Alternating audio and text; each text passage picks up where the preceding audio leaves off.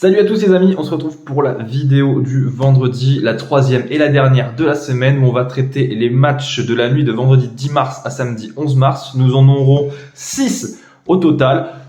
Comme vous le savez maintenant, la carte est un peu moindre depuis quelques temps. On n'a plus autant de matchs depuis le All-Star Game. C'est bien plus condensé sur chaque journée. Et même le vendredi n'est pas épargné alors que c'était une grosse journée. Généralement, il y avait du 10, 11 voire 12 matchs. Mais là, on n'en aura que 6 et c'est déjà pas trop mal.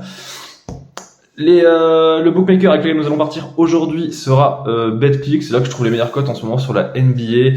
Jusqu'à 100 € remboursés en crédit non retirable sur le premier pari. S'il est perdant avec le code RDJ en majuscule, n'oubliez pas, tout le descriptif est en dessous de la vidéo. Et sans oublier notre petit partenariat avec Sorare pour 5 cartes achetées aux enchères. Vous en recevrez une gratuitement. C'est assez ludique, c'est sympa, c'est fun. Pour ceux qui aiment un peu le délire Ultimate Team, c'est le moment d'y aller.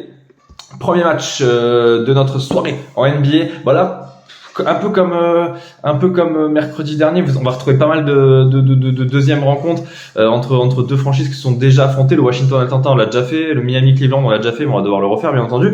Mais beaucoup de matchs. Je sais pas si vous le savez, mais depuis l'histoire du Covid en 2020, la NBA afin de limiter les déplacements aime bien avoir deux matchs similaires en l'espace de 48 heures. Ça s'est démocratisé pas mal ces derniers temps et bon après ça va pas changer grand chose, mais c'est vrai que ça peut c'est assez compliqué à cerner sur un espace très court comme ça de 48 heures. Premier match donc de notre soirée en NBA, Washington-Atlanta, 1,97 Washington, 1,80 pour Atlanta. Des cotes logiques dans la mesure où Washington a perdu son premier match contre Atlanta. Moi j'avais mis Washington pour la grosse cote, elle était montée jusqu'à 2,40 avant de baisser à 2,10 et finalement c'est Atlanta qui fait le boulot. Il y avait 119 partout ou 116 partout si je dis pas de bêtises à une minute de la fin. Washington a craqué et s'est incliné. C'est un match important pour les deux équipes en termes de motivation. Washington est 10e de conférence Est et doit gagner. Atlanta est 8e et veut se rapprocher du top 6, d'autant plus que Brooklyn, comme je vous le dis, moi je vois pas Brooklyn 6e, dans tous les cas je pense que ça va flancher dans pas longtemps et je pense qu'Atlanta est bien mieux armé et on voit un peu la patte Quinn Snyder qui commence à se mettre en place. Atlanta pour moi dans cette deuxième rencontre. En revanche, le Miami Cleveland qui nous attend, idem, deuxième match entre les deux équipes en l'espace de 48 heures. Je vois bien quand même Miami.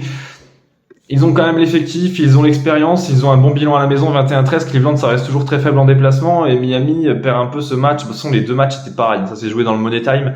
Il y avait 96 partout, Heat Cavaliers et après Cleveland a fait la différence. C'était Garland qui a mis l'avant-dernier shoot, Okoro qui a été clutch dans les 20 dernières secondes sur un tir à 2 points important. Miami à la maison, ça reste costaud. Je pense qu'ils ont les arguments pour prendre ce match. Seul petit bémol, c'est la blessure de Kyle Lowry, qui le meneur de jeu titulaire donc de Miami, qui fait un peu tâche, mais normalement dans l'ensemble, je pense que cette équipe de Miami devrait quand même le faire. Philadelphie, Portland. Voilà, en termes d'excitation, en termes d'enjeu, alors l'enjeu il y en a, oui, parce que Portland veut chercher la 10e place à l'ouest et Philadelphie, elle veut se rapprocher du top 2, d'autant plus que Boston, ça joue pas super en ce moment, Boston qui est juste devant Philadelphie, la 2e place de la conférence Est, qui reste sur 4 défaites lors des 6 derniers matchs. Donc Philadelphie a un coup à jouer, Philadelphie veut se rapprocher, Philadelphie doit le faire, j'ai envie de vous dire, contre Portland qui est, en plus d'être assez faible en déplacement, va se retrouver encore une fois privé de trop nombreux joueurs. On a l'habitude maintenant avec Nurkic est de retour, mais Anthony Simons tant qu'il est blessé, ça fait un peu tâche. Il est hyper important mine de rien et Portland est en plein road trip en plus dans cette conférence Est. Si je dis pas de bêtises, je crois que c'est leur 4e match en 6 jours ou 5 jours. Ils ont fait un back-to-back Détroit-Orlando. Ils ont joué à Boston il y a 2 jours. Ouais, ça doit être le 4e en 5 jours pour Portland.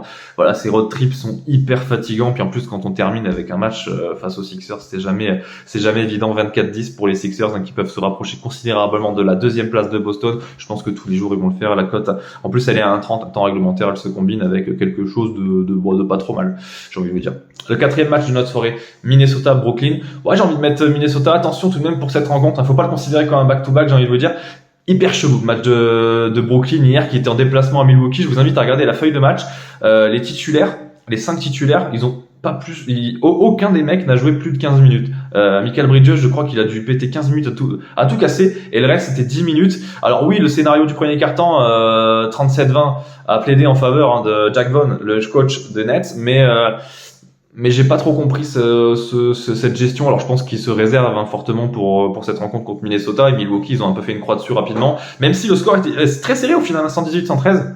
Mais ils ont rapidement fait une croix. Ils vont rester focus sur ce match contre Minnesota, mais Minnesota à la maison, ça reste très solide. Minnesota, c'est une formation avec beaucoup d'ambition, mine de rien, cette année, qui est 7ème de conférence Ouest, 34-3, et à la maison, c'est du 20-15.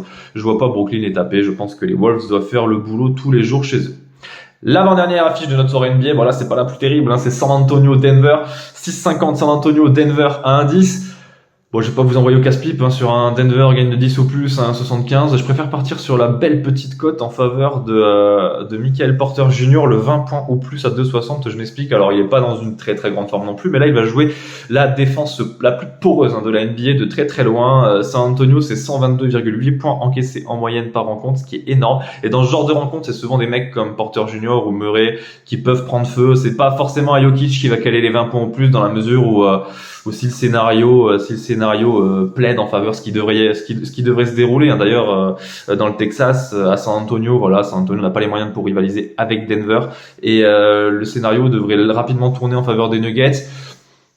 Et Mika Porter Jr. est susceptible de rester un peu plus longtemps sur le parquet que Nikola Jokic, qui lui est l'option numéro 1. Hein. Tout tourne autour de lui, et si Mike Malone peut le reposer ou le faire jouer 20 minutes, il va pas se priver. Donc le Jokic, faut l'oublier. Mika Porter Jr., c'est intéressant. Après, du côté de Denver, j'en ai pas d'autres, hein, sur BetClick pour l'instant, mais faut même regarder les autres, hein, les Gordon et tout, pour voir les 20 points en plus. Ça peut être intéressant, mine de rien, face à une défense, je le rappelle, de San Antonio qui est bien poreuse. Hein. La dernière affiche de notre soirée NBA, Lakers Raptors. Là on a une belle affiche. Là on a une très très belle affiche. Après, pour être très honnête avec vous, on a seulement Mo Bamba et LeBron James qui sont absents. Je comprends pas forcément la cote en faveur des Lakers. Hein. Les Raptors, c'est très loin d'être des foudres de guerre en déplacement, et même en règle générale. Hein. On parle d'un 9e de conférence Est.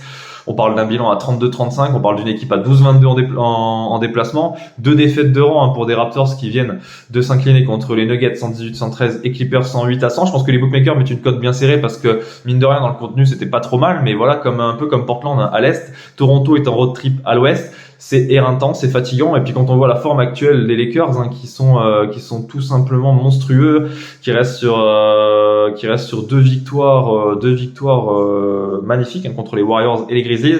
Voilà, je pense que ça va continuer pour les Lakers, qui se rapprochent en plus d'un top 8. La 8e place est très importante, hein, pour le play-in. J'en ai terminé avec notre soirée NBA. Les 6 matchs ont été traités. Je vous souhaite une excellente soirée, un excellent week-end en NBA. Ciao ciao les amis.